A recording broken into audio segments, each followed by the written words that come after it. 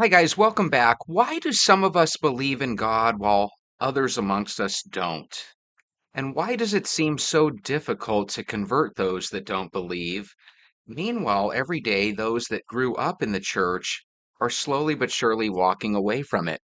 Today, we're going to listen to the stories of a handful of people that have decided that God just really isn't for them. I hope you enjoy.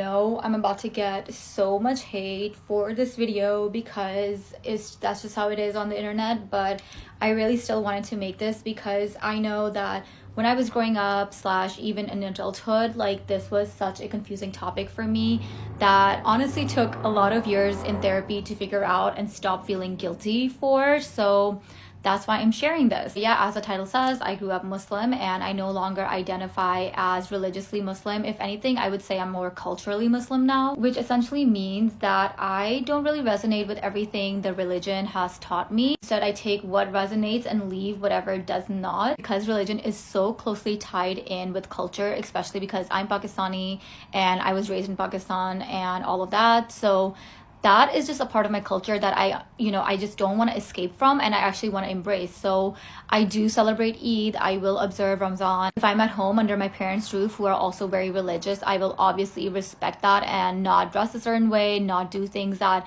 I know will upset them. For example, my parents don't drink, obviously, because they're Muslim. I will obviously not be bringing alcohol into the house or anything of that sort because I do respect that. If my mom wants me to go to the masjid with her, I will go with her and I will pray. And actually, I don't hate praying. Like, I don't hate the idea of praying. Like, I will pray every once in a while, but more for the spiritual aspect of it, not so much as, oh, I need to absolutely do this. The reason that I'm no longer identifying myself as Muslim, especially when it comes to religiously speaking, is because I find myself to be a very spiritual person. And I had a huge spiritual journey a couple years ago where I started questioning a lot of things. Religion for me has always felt very, very oppressive. And even at a young age, I always thought that it was strange how we have this eternal damnation mindset when it comes in the religious community. For example, like if you would do something wrong, it was like, oh, well, God hates you now and you're gonna go to hell, which I think was kind of odd considering how we're always trying to preach how religion is all about forgiveness and mercy and all of that. Like, it was just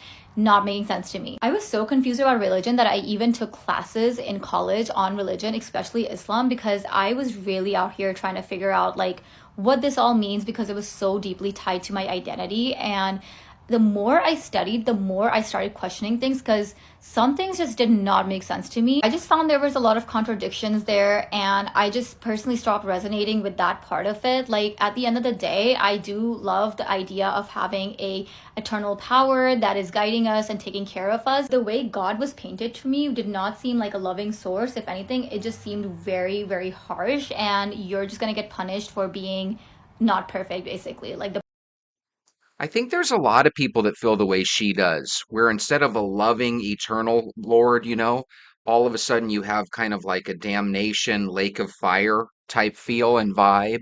And that doesn't really resonate with certain people. The one thing I really like about this one, though, is she is very respectful to the fact that her parents still do believe. And she likes to pray and stuff, but it's not necessarily in the name of her faith. It's more in the name of spirituality and stuff. So I don't know. I feel like I wouldn't be surprised if we found out in 5 or 10 years she kind of reverted back to her faith because she definitely seems to like certain parts of it. You know, I was talking to my sister the other day and she asked me a question. She said, how can somebody like you who was so dedicated to his faith lose all faith? Now, I was one of those people who, yes, I was Christian Jesus down. And then I got wise and I stopped. And I had to look at it. I'm giving all this attention to a God that I don't see. And for what? Just for me to have faith. Then I had to realize I wasn't walking for me. I was walking for something that I couldn't see. I had faith in something that I couldn't see. So, after some studying, some researching, and I stopped being ignorant to just everybody telling me this is what you should believe, and this is how you should walk, and this is how you should dress, and this is how you should talk. I decided to go ahead and start living for myself and decided for myself how I'm going to talk, how I'm going to walk, how I'm going to act. If I have to have faith in a Christian God to go through struggles just to pray and believe that he's going to bring me out of the stuff that he put me through, then why can't I just go through stuff and have faith in myself? I can do it. I can have ambition for my own dreams and hopes. I don't have to wait on God. If you're one of these people that feels like, hey, if I subtract God and church and faith and all that stuff out of my life, it gives me more time and focus on my life, then hey, you're atheist. That is what it is. If you're able to move forward and have faith in yourself, good for you. I can't believe in God. I wish I could, but I can't, and this is why. I worked with abused, neglected, trafficked, and attempted unalived children, many of whom died never having known love or safe human touch. It had nothing to do with my own suffering or anything selfish on my behalf. My life, in contrast to theirs especially, was one of exquisite beauty and abundance and peace and love. I was literally surrounded by people who loved me and took care of me and saw to my every need and desire. And I could not reconcile my experience through no merit of my own to theirs, of which was one of intense and excruciating pain and suffering for the whole of their lives through no fault of theirs. I needed and wanted desperately to believe in a God of love who could right these wrongs, a God of justice who could see that justice would be served for these precious, amazing souls. And I came to the realization that the sovereign, loving, all-powerful, allegedly just God that I needed and so desperately wanted to believe in, and that I did believe in, and that I had given my entire life to in one of service and dedication and devout, faithful belief, he knowingly and willfully, in his sovereignty, allowed those precious souls to be born to people that he knew would abuse them and traffic them and attempt to unalive them, and in many cases succeed. And that told me absolutely everything that I needed to know about him. So, quick questions for the people listening. Do any of you kind of strike a chord with what she's saying? You've seen so many bad things happen to good people and good children, around the world, that it's just really, really difficult to believe in this all-loving, all-knowing God, right? If he knows everything and he's all-loving, how could he allow that stuff to happen? If there's any of you that have kind of given up on faith for similar reasons, please share. Well, during my deconstruction journey many years ago, I was teaching a 5th grade science lesson on energy. Energy can never be created nor destroyed, only transferred or transformed, which again caused me to reflect upon the creation story and how everyone says God just always was. Well, if we don't have to come up with an explanation for where God came from, why do we have to come up with an explanation for where we came from? Perhaps we don't have the ability to understand fully how it all began. And maybe this is okay. It doesn't have to be black and white. I don't have to have all the answers. I think that's the number one thing that I learned during my deconstruction, that everything is not black and white. I don't have to have all the answers, and that is okay. That each person gets to choose what they believe. I choose to believe that energy/vibration is what I'm going for. I believe that when I put positive energy out into the world, treat other humans with kindness, do things for the benefit of other humans as well as myself, and then allow myself to accept credit for the good things that I have done. I believe that I am furthering positive energy in myself and in those around me. See what she's saying? You know, if you're a good person and what have you, and you put goodwill out there, then hopefully you'll receive it back. No promises, no guarantees, right? But she chooses to move forward without having a need for a God or for God, so to speak. Next. This is my real story on why I've left God permanently, threw away my Bible, and left that demon spirit of God. So if I was still a Christian, this would be my third year being a Christian, but that all stopped probably in about February, March of this year. So when this journey first started, I was curious. I started seeing so many things about God and how so many people loved following God and loved getting to know about Him, and then also seeing about hell, and that initiated a deep, deep fear within me. And so what I started to do was I ordered a Bible and I started reading the Bible every day. I was like, damn, if I don't read this Bible, I'm going to go to hell. Like, I started feeling weird about my family and my friends and all these weird guilt convictions. Like, it just almost felt like a psychic attack. And so then I started this thing of like praying every day and praying morning, day and night. I stopped smoking. I stopped drinking. Like, I stopped having sex. Like, I just felt like, oh my God, if I keep doing these things, I'm going to go to hell. Like, the fear of hell was initiated so deep within me. Like, I was such a completely different person. Like, I wasn't who I was. I was scared to be who I was. I'm like, this God is going to send me to hell if I'm not living right. And so over time, like, I was almost not getting a response every time I prayed, but I was trying to hold on and have faith, and it was seeing these things of God's timing and this and this, that, and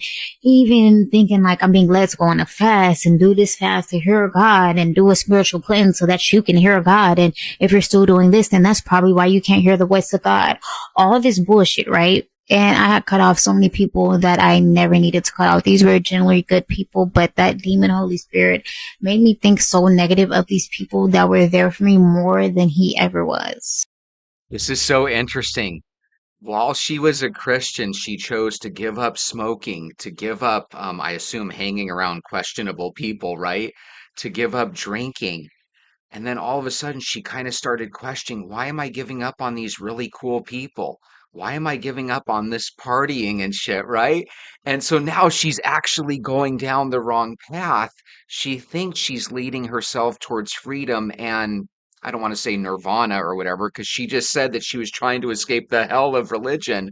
But the hell is really what we experience in this world when we're addicted to things like cigarettes and smoking and alcohol and the wrong people. So it's going to be really interesting. She strikes me as the perfect person that might just revert right back in a couple of years when she finds out that not all those people are friends. And maybe there was a good reason for her to stay away from them. Let me know your thoughts down below.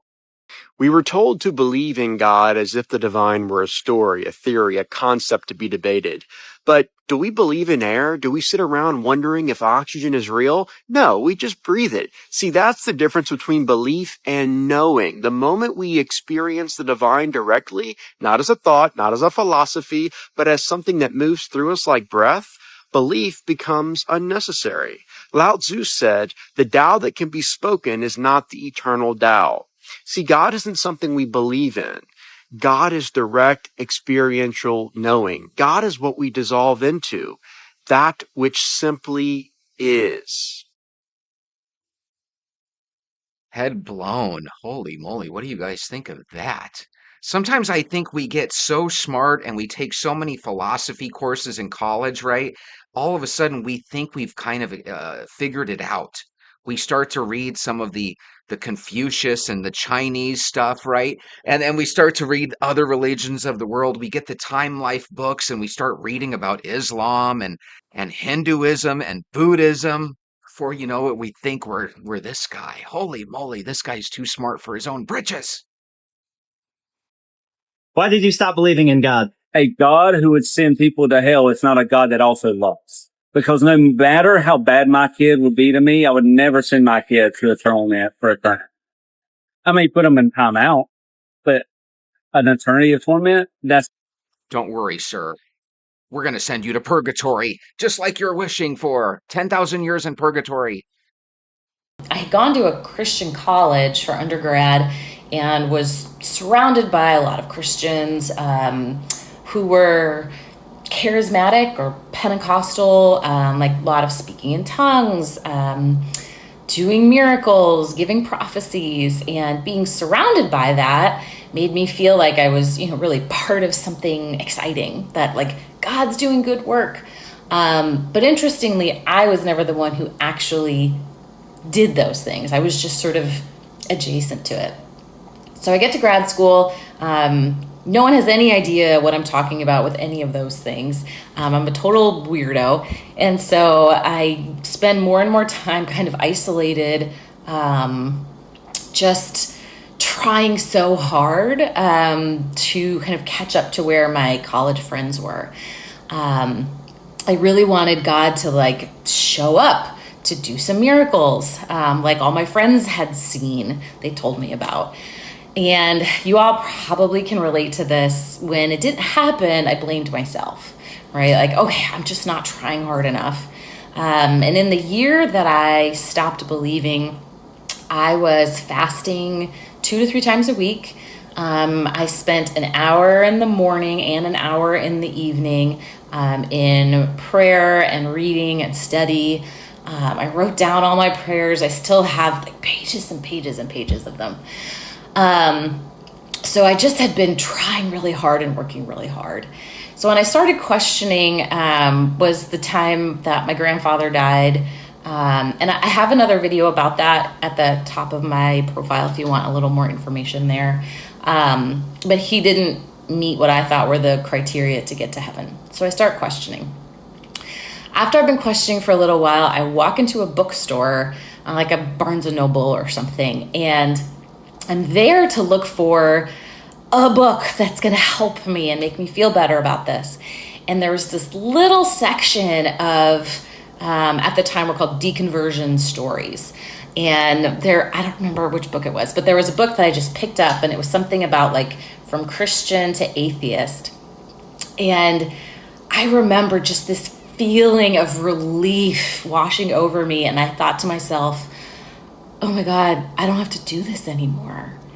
And there was just no going back after that. I've talked about this before, that you can't control what you believe. And that moment was just like kicking out the last leg of the stool holding up my belief. And so even though it cost me a lot to change what I believed, to go through that process, I lost community and friends.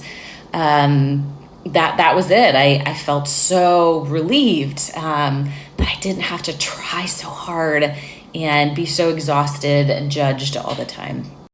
It's kind of like Lord of the Rings.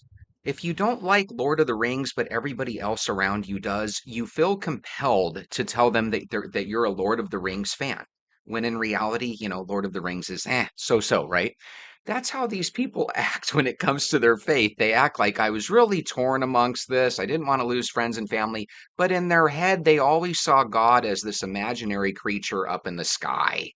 Some of us believe, some of us don't. God, you've always ignored me. Why the heck do I believe in you so much? Either way, I'm stuck. If you're a believer and you're proud to be a believer, even though God ignores you too, most likely, let me know down below. Also, if you would, hit subscribe, hit the thumbs up button, come back again tomorrow. We'll watch some more videos together. Have a great night.